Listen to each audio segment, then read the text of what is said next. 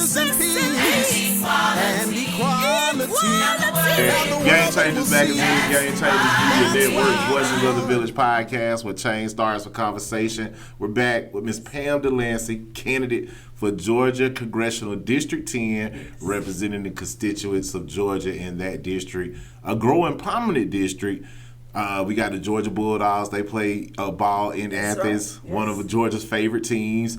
Henry County, one of the most developing counties, south side of Atlanta, in metro Atlanta.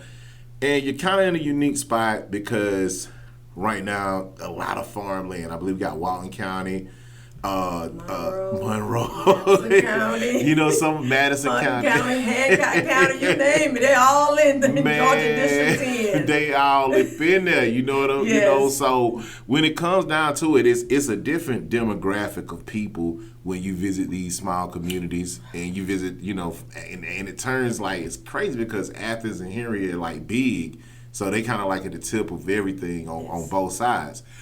How are you relating to the constituents when it comes to the economy, the Georgia economy, and how people are growing, and you know how they receiving money? Well, you know, receiving money is an issue. Okay. A lot of individuals here in Georgia are not receiving money. They're not getting the wages that they should be receiving. Okay. You know, the federal minimum wage is set at $7.25. Georgia minimum wage is $5.25. Wow. How do you expect anyone to live on even $7.25? You know, the congressmen are saying that their wages were frozen in 2009 to $174,000 a year. Wow. So how about you come out of your office and come down to rural Georgia and tell the population here your $7.25 that's been frozen since 2009 should be sufficient. It's not. Yeah, man. We have to increase wages. Yes. We have to make things more affordable for the everyday person. Yes. And so that's why I am developing an economic plan. Okay. But my economic plan is a comprehensive plan. Okay. I'm not going to talk about wages and leave off health care. I can't talk about wages and health care and leave off opportunities for employment. We can't talk about that without talking about education. So I think we've been addressing this the wrong way. We've been trying to put these things in silo. Okay. They're not silos. They're comprehensive. You need all of this to function as a family, not one or the other. You need all four. And that's what I'm putting my focus on. Man, you definitely, because this is the thing, and I believe when it comes to home ownership, it's hard. It's even critical because if you struggling with rent, and we know that a lot of corporations are buying homes and renting them out, especially in this demographic. And if you got to make 3 times the rent, a lot of these homes are $2,700 a month. How do you make $5.25 minimum wage and be able to afford a $2,700 a month rental property? Living in the times that we're living in today. Absolutely. And you know, that's like, you know, the congressmen are tooting themselves on the back that they passed this brand new housing bill that's going to make housing affordable. Housing will still not be affordable if I can't pay for that house. Correct. Even if you lower the price to $30,000, if I'm making $7.25 an hour, how am I going to pay for that? Absolutely. I still got to pay the mortgage. I need gas. I need insurance. I need lights. I need health insurance. I need my housing insurance. Kids need food and clothing. How do they take care of that? And we do not provide child care opportunities. And I don't know if you're aware right now. Yes. And right now here, in 2034 will be the first time in U.S. history that the elderly will be the majority over the ages 18 and below will not outnumber the ones that are 65 and above. The elderly will be the most of the population. How do we deal with elderly care? Wow. And if there's no one to take care of them, I mean, there's no one to take care of them. These assisted living, who has $5,000 a month? We can't even pay rent. Correct. $2,000 a month, but assisted living is $5,000 a month. There are no provisions in the Medicare or Medicaid to provide for elderly care. So now you have either a single mom or a 2-parent home working.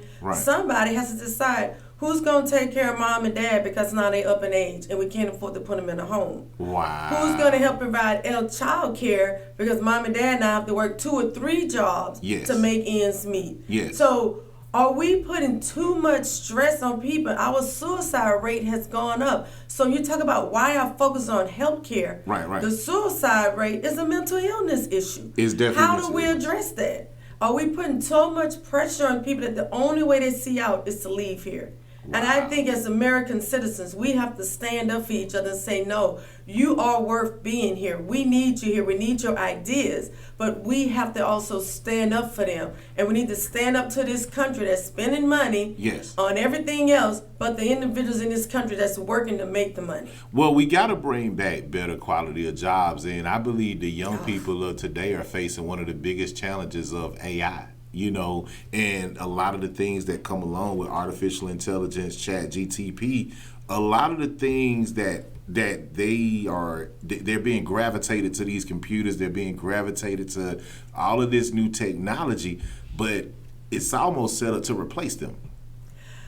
Yes and no. In a lot of ways, yes. There are some industries that AI will not be able to replace. Okay. But I can tell you, when I have spoken to some young people, and I hadn't really thought about it, looking for a job. Right. Right now, when they apply for a job, that's going through AI. AI is doing the screening. So where is that human touch? Where is that individual that you can have a conversation with that's seeing you as an individual and not just what AI has develop in the algorithm on a piece of paper. Right, okay. Because AI is not going to take into consideration that, hey, I'm a hardworking person. I've been hardworking. I'm out here just trying to make it. You talking to me, we can relate to one another about that. Definitely. You can't have that relationship with AI. Wow. Because AI, common sense is not really built into the algorithm. How does common sense come out of that? Yeah, man, most definitely. And I just know, like, when it comes to, these young people, like, they definitely have to find a trade. They definitely have to get, something that you can be hands-on with in order to prove your value. And when you have to take care of the elderly, when we're talking about healthcare and we're talking about taking care of mom, it's hard to take care of mom at $5.25, and you got to pay the nursing home bill or the home health aid. Yes. So we're talking about improving quality of life for Georgians. What's your plan to improve quality of life for Georgians across District 10? That is my whole, going right back to what I told you initially, it's the whole economic program that I'm looking at, this comprehensive plan. We have to look at, when I look at my historical background with FDR, Franklin Delano Roosevelt, when he looked at what we were going through, and he came up with the CCC, the Civilian Conservation Corporation. We need some of those initiatives right now so we can employ people to work for the government where they are guaranteed employment, guaranteed income, but they're also guaranteed an income where it is affordable. We have to move away from this idea of a federal minimum wage. We need a living wage. We need a wage that an individual will be able to live on that's going to fluctuate with inflation. We don't have that right now. So we are systemically putting people in poverty. Right. And now we turn around saying, oh, you want help with this, you want help with that. Well, yes. Because you're not giving me anything to live on. But if you gave me a living wage, I wouldn't need these additional programs to support me in my family. Wow. And that's the way we have to look at this. This is how we have to approach this subject. Man, definitely. And when we're talking about quality of life, and we're talking about healthcare. One of the things, another one of your stands is safety. Yes. And we know that when it comes to economy, we know this part of Georgia has created 18-wheelers, truck drivers, and we're not putting a stereotype against truck drivers, but what comes with low income is also trafficking and doing things that happen in the dark world. So what is your plan to provide safety for the constituents of Georgia in that area when we, the gas station is the pickup, you know what I mean? That's true, and everything comes back to the economy. Just like when Martin Luther King, it's been over 60 years since Martin Luther King came out with the Poor Man campaign. Right. And he looked at, when we got through the civil rights, are we going to create chaos or are we create communities? And that was one of his books. Is it chaos or communities at the end of the day? Definitely. We have to look at communities. We have to put back into the people in the communities. The money is there. Taxpayers have been working and working. People are getting farther and farther away from ends meeting. Yeah. Why? Because our priorities in America is no longer the American people. Yes. Our priorities in America have become something far more fetched and far more dark than we even care to be. We have to develop infrastructure.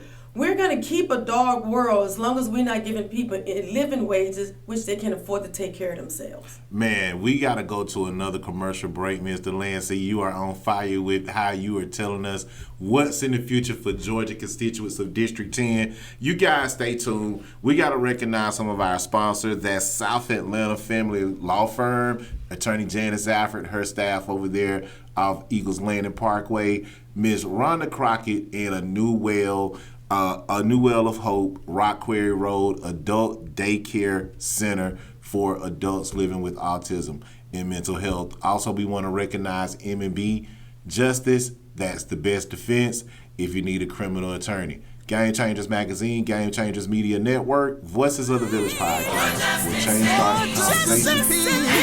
And equality. Now the world they will see. That's why we are.